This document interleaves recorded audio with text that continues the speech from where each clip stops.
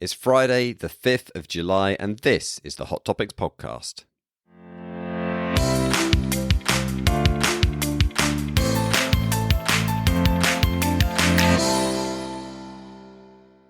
Welcome to the Hot Topics podcast from NB Medical. Neal Tucker here to take you through the next 20 minutes or so on some of the latest research that's relevant to us in general practice. And we've got 3 papers today. One from the BJGP on discontinuation of antidepressants. One from the Lancet on whether a GP-led symptom-clinic can help people with multiple and persistent physical symptoms.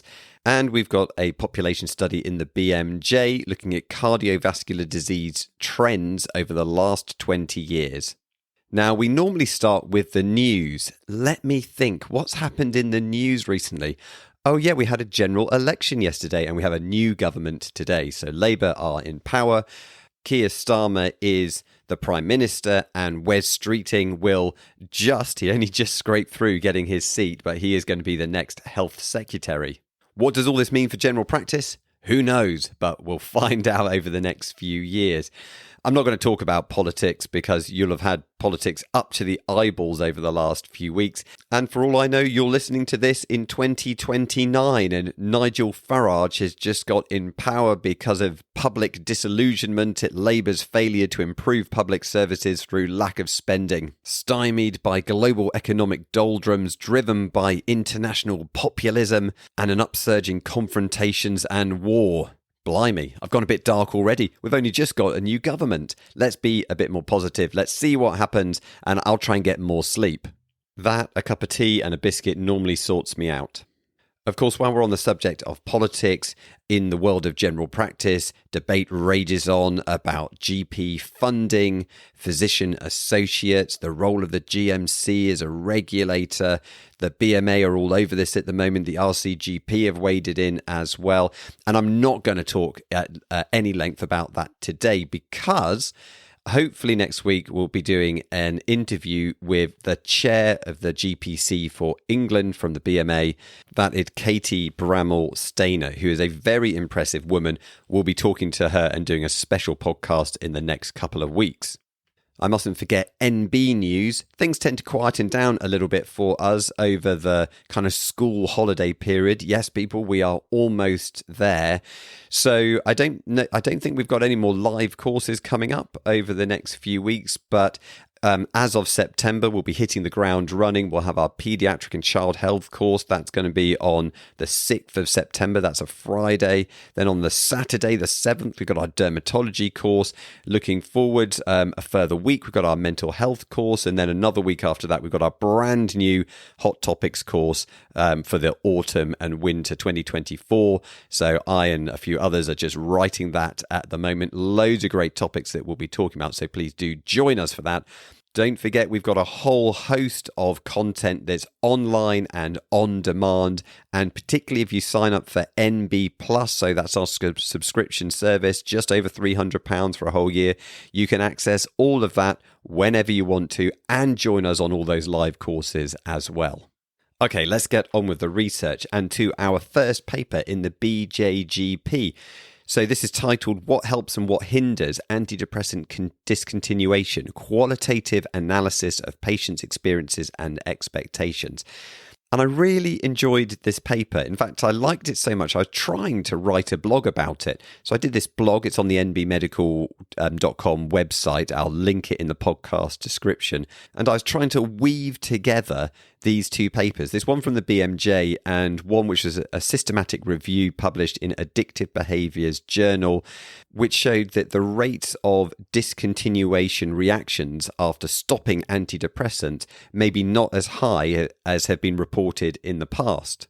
Not only that, but lots of people on placebo get discontinuation reactions, implying that how we describe the process, how we describe to people the potential for side effects, may have a significant influence over the subsequent effects that they experience. I then thought that this BJGP paper explored what strategies you and I might use to try and minimize those placebo symptoms, or rather I should say nocebo symptoms. It was only when I finally got to the end of the paper and having spent several hours on this blog that I realised I'd got it completely wrong. This happens from time to time, particularly with a podcast where the time pressures are quite significant. One of my biggest worries with the podcast is just getting things completely wrong, completely factually wrong, talking utter nonsense. And it's happened a few times where I've been recording, going through one of these papers, and I get to a point and I suddenly realise that what I initially thought was going on is completely incorrect. I then have to go back and rethink the entire talk, completely change everything, which you won't pick up on because of some serious editing done at this end. Or at least that's the hope. Anyway, that's what happened when I was writing this blog. I had to kind of completely change tack, completely change the idea about what I was trying to do. But I didn't want to lose this paper because actually it turns out it answers perhaps an even more important question. Not how do people feel when they stop antidepressants, but why don't more people stop them in the first place? This then was a qualitative piece of work where they interviewed 32 patients with major depression which was in remission who were still taking long-term antidepressants. Actually conducted in Germany, the authors set the scene. 7% of the population there is taking an antidepressant. It's a huge figure. They reckon it costs £640 million per year. So that was 2020 figures. Just for the cost of fulfilling those prescriptions. That's not even including the costs of the healthcare providers that need to review those patients and look after them. They also quote data that suggests between 30 and 50% of people with long-term antidepressant use for major depression may be considering antidepressant discontinuation. That means at least half aren't considering discontinuation, which is an absolutely staggering figure. Now, over the years, I've had many patients, and I'm sure you have too, who just seem to do better on an antidepressant. It makes them feel back to normal, whatever we would describe as normal. When they're not on it, they feel rough, depressed, everything's a struggle. But I think there's also a large cohort, maybe it's even bigger, I don't know, but a group of people who are just on the antidepressants just in case. They went on them a long time ago. They're worried about stopping them. Maybe we haven't been talking about stopping them for a long time with people. And so it just keeps going. And that would be fine if these drugs were without side effects and without cost. But of course, that's not the case. The aim of this research then was to better understand patient expectations about discontinuation of antidepressants, to understand personal experiences that they may have had when they've tried it before, and to identify any factors that could help or hinder discontinuation. Unsurprisingly, patients reported positive and negative expectations on and of discontinuation. So positive expectations might include the elimination of side effects when you stop the drugs and regaining independence and a feeling of control that's not being relied on by medication. These were seen as facilitating expectations, motivating patients to actually try and discontinue those drugs. Negative expectations were often driven by prior experience. So maybe symptoms they'd experienced when they'd tried to stop the drug before, and that certainly acted as a barrier to future discontinuation. Patients often felt inadequately informed about treatment duration. So, for example, if they've had depression before, the national guidelines would suggest maybe they go on the drug for 2 years and then we think about stopping it. And they also felt they lacked knowledge about methods of discontinuation. And of course, I guess most of us these days would recommend a gradual taper, especially if they've been on the drug for a while. And I wonder if some of that information, some of that education could be provided outside of the consultation. It feels like if there was a good online resource that patients could be signposted to, then that could be very, very valuable. That's not to say that the clinician isn't important and doesn't need to have some kind of communication or contact with the patient, because availability of support was cited as a barrier to cessation. I think providing some reassurance that we are there if they need us could be very, very valuable. And actually, I appear to be already answering the question that I've written at the end of my notes, which is, can we influence patient success? And this paper can't answer that question. That's not the purpose of this paper, but it feels to me like the answer is very likely to be a resounding yes. As they concluded in the paper, promoting functional expectations and specifying individualized approaches to minimize dysfunctional expectations adapted to patients' previous experiences appears to be especially important. Which I think is just a complicated way of saying, have a chat with your patient, sell up on the positives, reassure on the negatives, and they're likely to do okay. Our second paper is in the Lancet, and this one caught my eye because it was a paper that was conducted in the UK, specifically in England, and specifically in general practice, specifically by GPs. Sounds pretty relevant. This is about patients with multiple and persistent physical symptoms, and it's worth just touching on that phrase at the start here. You and I might be more familiar with the phrase medically unexplained symptoms for this group. I think it's reasonable to suggest that this comes with negative perceptions from the clinician towards the patient, that these symptoms may be somatic or even fictional, that these patients are difficult. In fact, what you might call functional disorders are extraordinarily common and often, even though we may not be able to prove it in general practice, driven by a wide variety of pathophysiological changes within the body. Moreover, if you think it's hard for us, we might want to just have a little thought for what it's like for the patient who is living with this. And there's no doubt that those patients with multiple physical symptoms, they have a substantial detrimental effect on their quality of life. According to the authors, up to 1/3 of specialist referrals from general practice are for patients with multiple and persistent physical symptoms. Of course, the specialist realistically cannot do very much. And I think that was the driver behind this research, to ask the question, is there something more that we can do in general practice that could help this group? This then was a randomized controlled trial comparing an intervention against usual care in this group. And the intervention was a symptom-clinic. So this was done over 4 consultations, 1-to-1 with a GP over about 8 weeks or so. The first one was 50 minutes. The follow-ups were 15 to 20 minutes. They didn't need to examine the patients unless they thought it was going to be helpful, because, of course, the goal here is not to make a diagnosis. The goal is to try and help patients understand their symptoms and to be able to manage and live with them somewhat better. And they did that through a process by focusing on 2 individual symptoms that the patient would highlight, and then the clinician would do active listening, validation of patient experience, explanation, which was co-produced by the patient and the GP. That's a useful one for me to think about, because I think I do too much talking and probably trying to do too much telling, and that's not necessarily the best way to bring people along with you.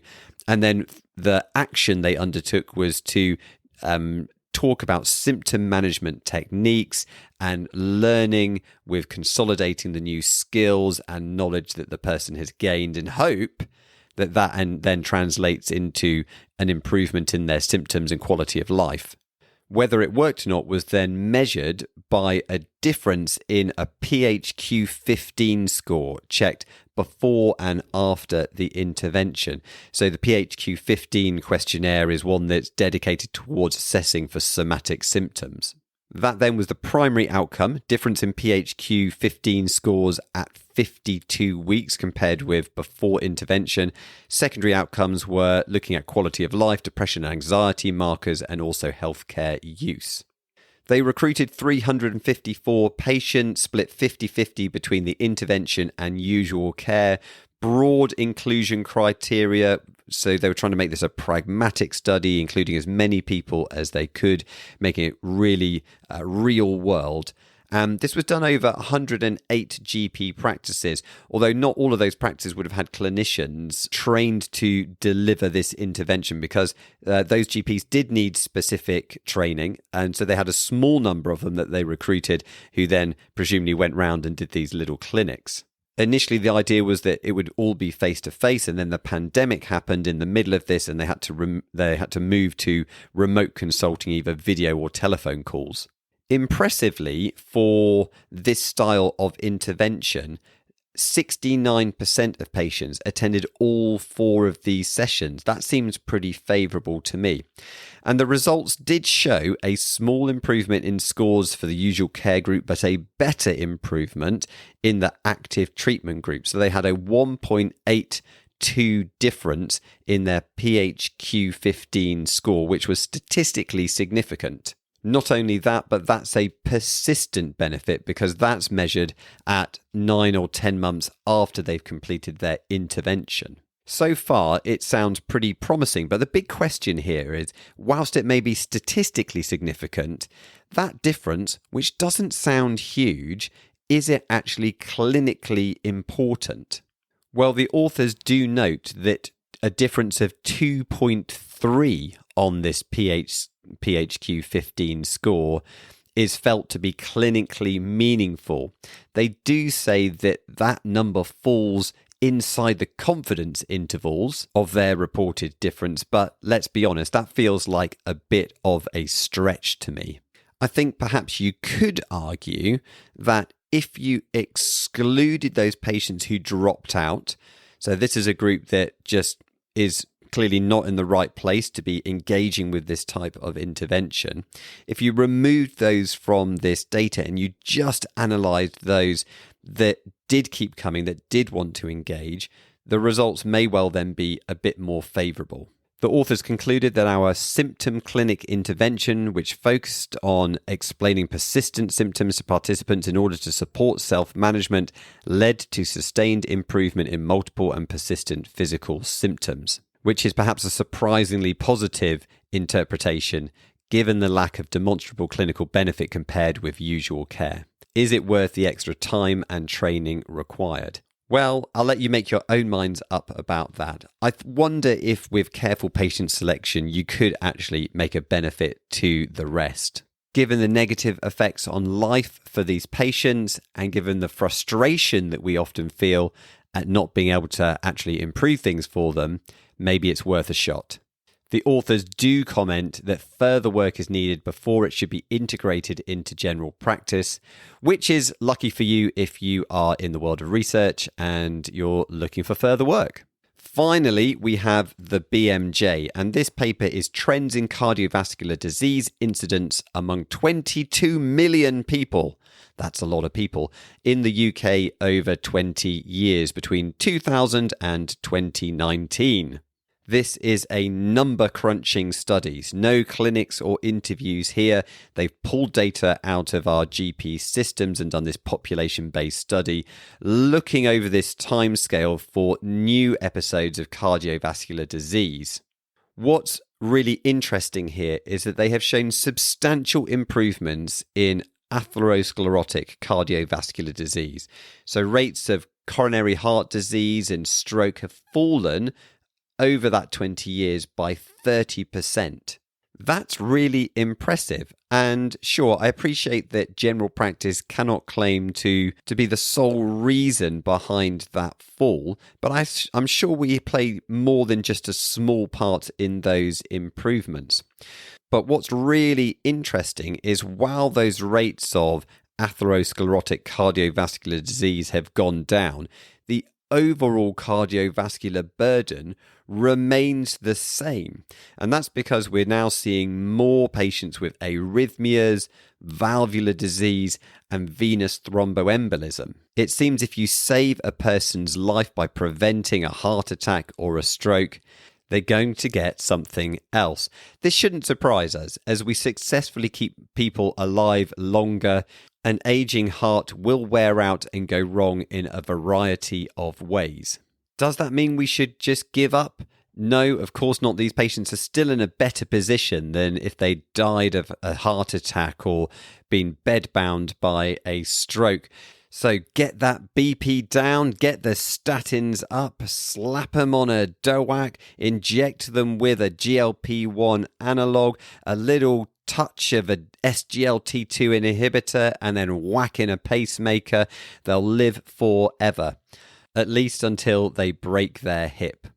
There are some other notable findings in this paper. So there was a strong socioeconomic gradient present for almost all cardiovascular conditions. If you are from a deprived area, you are still much more likely to get or die from cardiovascular disease. And there was some worrying signals in younger populations where the improvements have stalled, and the authors speculating that obesity, lack of activity, and type 2 diabetes in much younger patients these days could be driving those issues. The overwhelming message here then is don't forget cardiovascular disease. We have done well. Everything we've done so far to get to this stage, we're going to need to keep on doing, but that focus also now needs to include valvular disease, arrhythmias, heart failure, and the rest. Thanks for joining us on the podcast today. I'll be back with the research in 4 weeks' time. Before that, we'll have this interview with Katie Bramall-Stainer.